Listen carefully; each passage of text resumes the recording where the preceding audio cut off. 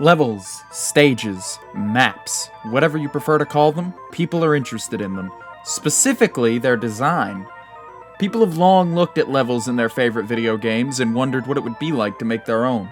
Heck, even the developers of said games were aware of just how fun the stage design process could be. Some devs even took it upon themselves to give the power to the people, first through complex SDKs and mapping tools, and later via streamlined, purpose-built software.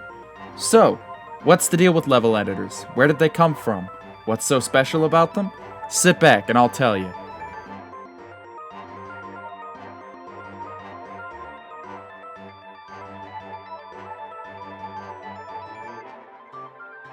In the late 70s and early 80s, video games were a young art, meaning they were much simpler than what we know today. Stories were limited and only existed to prompt gameplay. In the same way, levels for games were not there to tell stories or exhibit intricate level design and visual storytelling, but merely a set of challenges laid in front of the player in order of difficulty.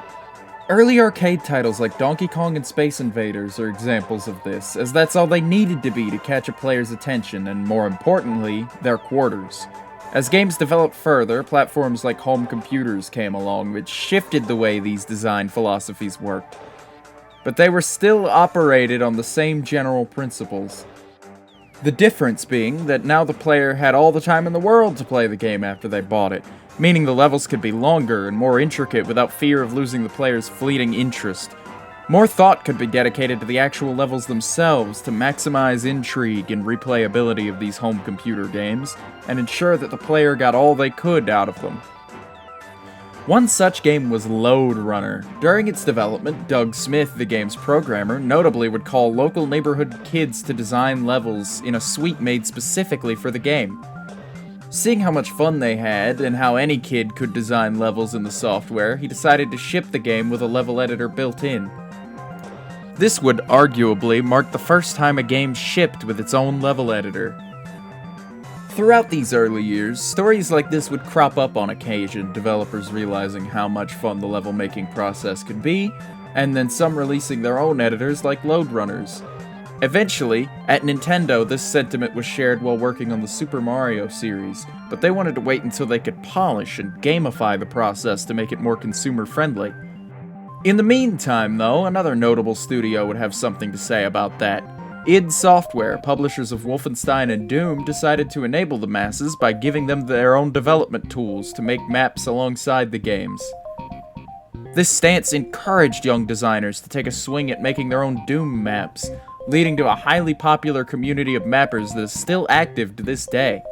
Now, the tools for making a Doom map are easier than ever, thanks to fan-made efforts like Doom Builder. A similar story would happen to those others taking in this value of player-generated content being a good thing, notably Valve Software. Valve, another publisher of PC shooters, followed in id's footsteps with their Gold Source, Source, and Source 2 engines, becoming nearly endless playgrounds created from assets within their games and beyond. But those tools were somewhat unapproachable despite their creators' best intentions. They operated on the assumption that if someone was a big enough nerd to want to make custom levels for their favorite game, they'd likely be enough of a nerd to learn the eccentricities of game development to do so. Aside from select examples, nothing of that level ever quite reached the masses in an accessible way. Until the mid-2000s, when platforms like Roblox, Little Big Planet, and Gary's Mod brought the ability to create games and content for them to the next level. These tools were simple, but by no means were they basic. These games provided a unique middle point between hardcore game development software suites and drawing levels on a piece of graph paper for fun. The influx of new ideas into the space would set the tone for future level editors. Back to Valve's story, in 2012 they would release the Perpetual Testing Initiative for Portal 2. This was a tool for creating your own test chambers within the game. Putting a test together was as easy as drag and drop. That, paired with the ability to put your creation out there on the fly in seconds while making it, made it a huge leap forward for mapping tools available to the consumer, and would nicely lay foundation for what was next to come.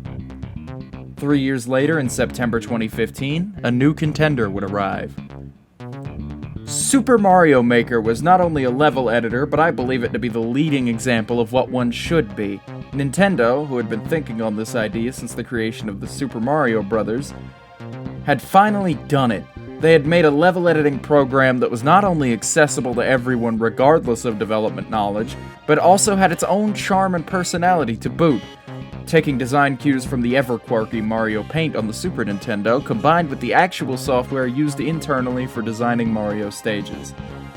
This truly was the level editor. It had the same qualities as Valve's PTI, drag-and-drop simplicity, on-the-fly testing, and access to an endless number of levels to try out over the internet. Like other mentions in this video, it too had a vast community behind it.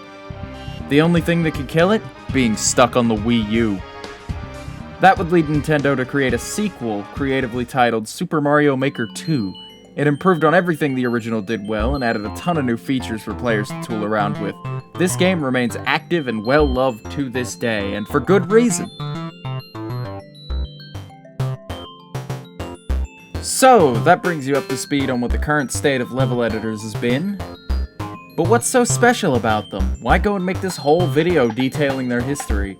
I'll tell you. All my life I've been enamored by the idea of making my own games, however I just couldn't seem to ever wrap my head around the knowledge necessary to do that. Thus, level editors and mapping tools have captivated me. I think they're not only fun little oddities that are quirky and unique even when they're not trying to be, but they allow millions of people to express themselves in a way that you or I could interact with, who otherwise wouldn't be able to do so. They not only give you a look behind the curtain into your favorite games to see what makes them tick, but allow people to utilize them to do things a proper video game studio would never do. Weird stuff is popping up every day in these level editors. And because of that, games that otherwise would be dead and forgotten have new life breathed into them forever by fans like you or I. I'm not sure what the future looks like for this niche of video games, but with games like Sandbox right around the corner, ready to build on what Gmod and Roblox have done, and Meet Your Maker releasing this month, it's far from over. Thanks for sticking with me through this little video about design software. I hope you enjoyed it. Leave a like, maybe subscribe. And with that, be safe, and I'll see you next month.